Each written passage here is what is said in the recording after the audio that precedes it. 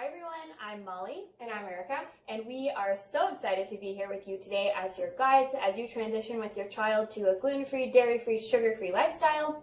In this video, we're first of all going to touch on why nutrition is so important, why you want to include a nutritional therapy as part of your all-encompassing protocol. Second thing we're going to do is we're going to talk about planning and why planning is such an essential piece for implementing this protocol. The third thing we're going to do is get into the food. We're going to talk about some recipes. We're going to talk about some of our favorite products. And then the last thing we're going to do is talk about why we're so fun to work with and why you would love to have us as your one-on-one guide and personal recipe guru. Awesome. So before we dive into all of that, let me tell you a little bit about Molly and I. We are both certified nutritional practitioners, aka holistic nutritionists, what that really means is we love to work with whole foods and traditional foods to help manage chronic disease and illness. So we have a combined working experience of 12 years, working with special dietary requirements such as those with celiacs, diabetes.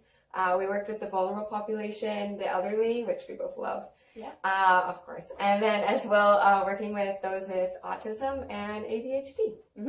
So like I said, we are so excited to be here with you, and let's get started. All right, excellent.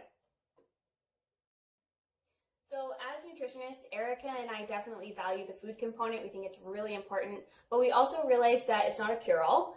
This is just one piece in a puzzle that includes energy healing, mindfulness practices, and of course, whatever medications your kids may be on. Yeah, and through Molly and My's research and experience, we've discovered that those with autism and ADHD often have inflammation in the digestive tract and a low nutrient absorption because of that.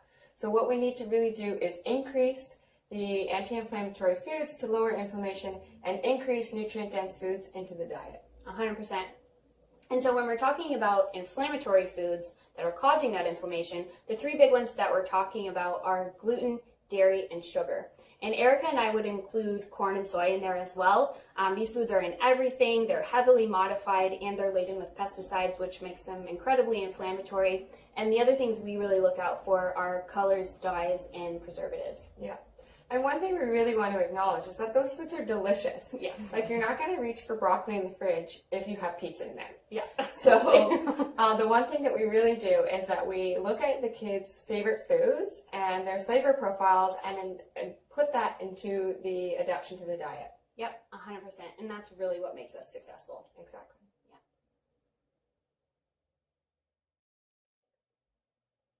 All right, so in this segment, we're going to talk about the importance of planning.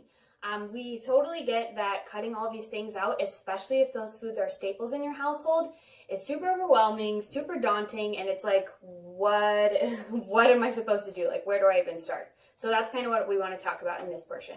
Yeah, so we recommend that when you first start out, you do it as a family. Totally. So for many reasons, you'll benefit from doing it as a family. Is first of all, I know for myself, having a partnership in business makes me accountable, and it allows me to share my experience with Molly as we grow in our business. So that's the first thing. The second thing is that your child will feel less isolated. Yeah.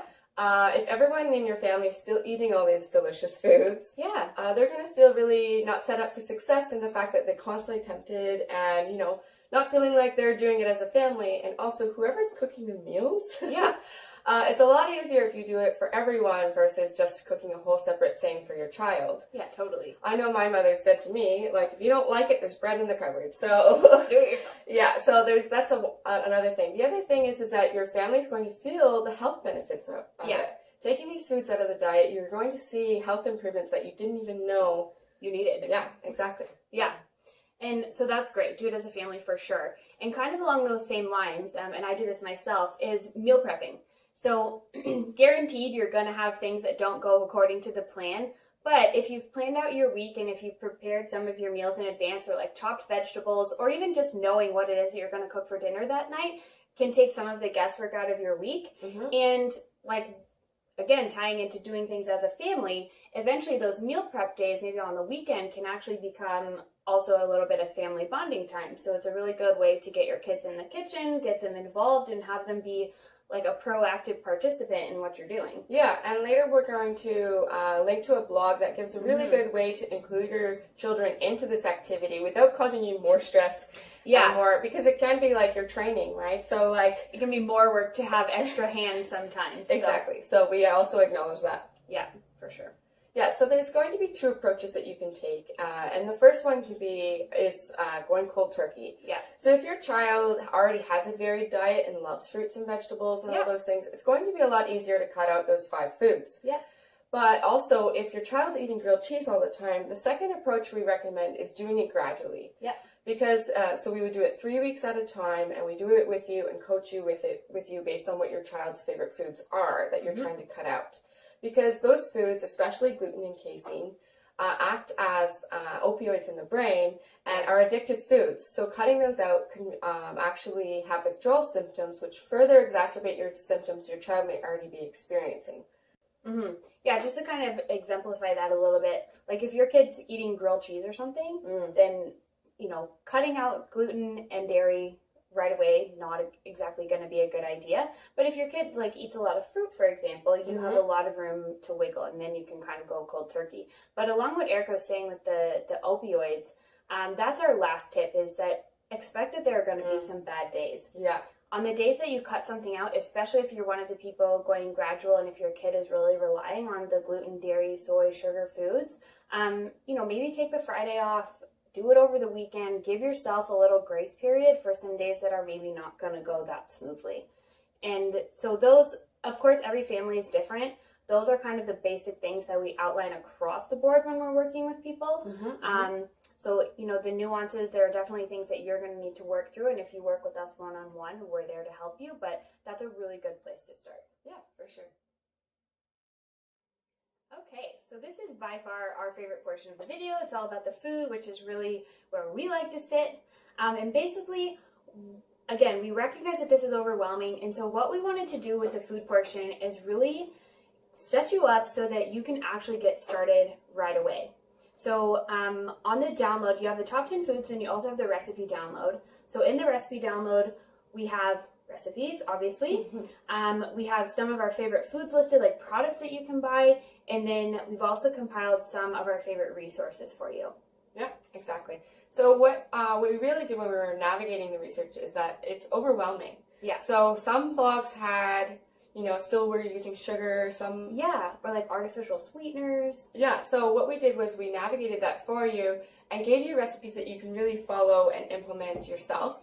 But as well, we implemented the blogs that you can follow that are more aligned with what we're saying. So what we really focused on were making sure that the ingredient list was not a laundry list of ingredient lists. Like really focusing on your time and things that you can, whole foods that you can trust to put in your foods, in your children's foods, that are nutrient dense and don't lack in flavor.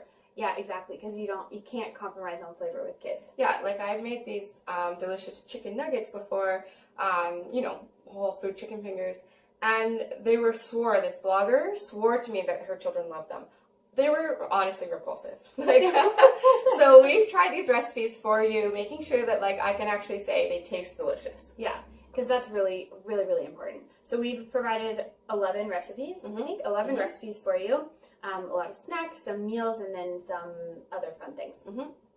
And so the next thing that we want to do is talk about some of our favorite products for on the go, because I definitely feel like snacks tend to be a trouble spot for a lot of people. Yeah. So you can make some, but then if you want to buy some, we're going to take you through some of our favorites.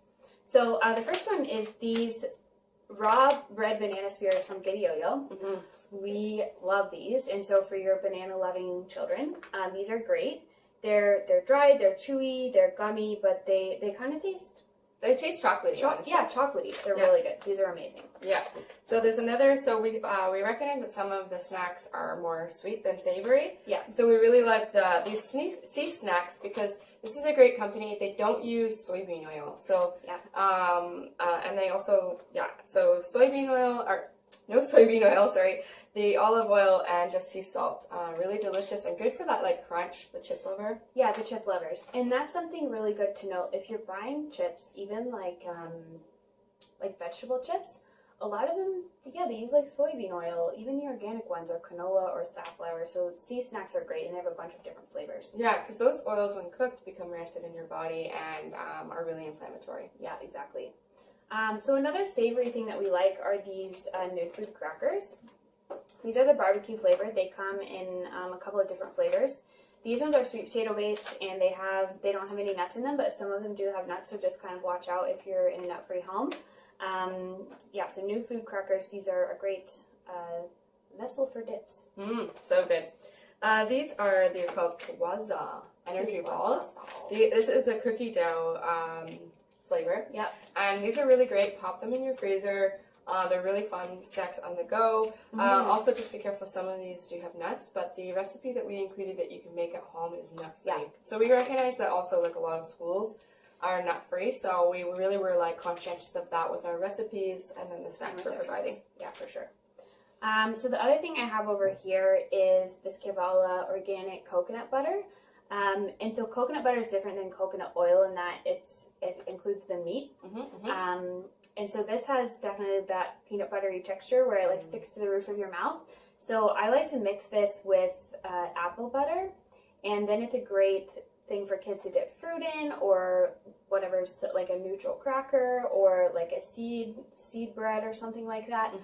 So it's a great dip, and it's kind of naturally sweet on its own, and then you mix a little bit of the apple butter in there. It's really palatable. Yeah, really nice. And then the other ones are, so in our recipes we do like a fruit gummy that you can make at home, but something that you may want on the go, and why we really love these is that it's not just fruit leather, it's also mixed with vegetables. Yeah. Some of them are just fruit, and you may have to do a little bit of experimentation, but like fruit leather, like there's beet one. Beet apple with flax seeds and cinnamon. So like this one would be really fun to see if your kid likes, because there's so many great nutrients in there. This one is carrots, apple, and ginger. Yeah. So maybe a little spice that your kid's not used to, but some children really love ginger. And then the one I showed before has berries, spinach, and apple. Yeah, I bet that one's really neutral, because spinach you can pretty much hide in anything. Yeah, that's true. Yeah. So again, we listed all these snacks in our download.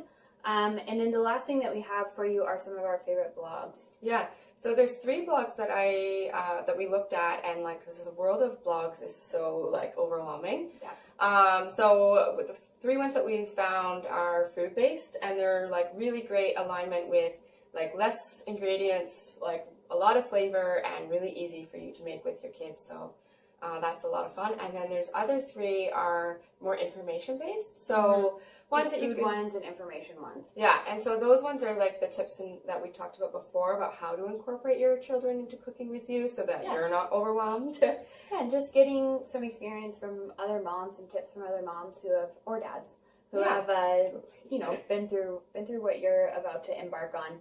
And really, download that document. It has everything that you need to literally like get started as soon as you stop watching this video. Yeah, so you can feel more empowered and less overwhelmed, which is like our whole intention for you. Yeah, exactly. Okay, so that's kind of the end of the information portion of our video. And right now, you're probably at one of 2 points. Either you're like, I'm a master in the kitchen, I love blogging, I'm a cook, I totally got this, and you know exactly what to do from here. Awesome. Like, go for it. Kudos. Well done. Or you have a better sense of what it is that you're supposed to be doing, but you're still feeling overwhelmed, and you're just maybe really aware that this is not exactly your wheelhouse. Yeah. And thankfully it is ours. Yes. And we want to navigate this world with you, and we love to filter through the information. It's literally fun for us. And I just want to say it's okay if it's not your wheelhouse. I mean, I wouldn't be here without a friend of mine. I'm celiac, and I was diagnosed 10 years ago.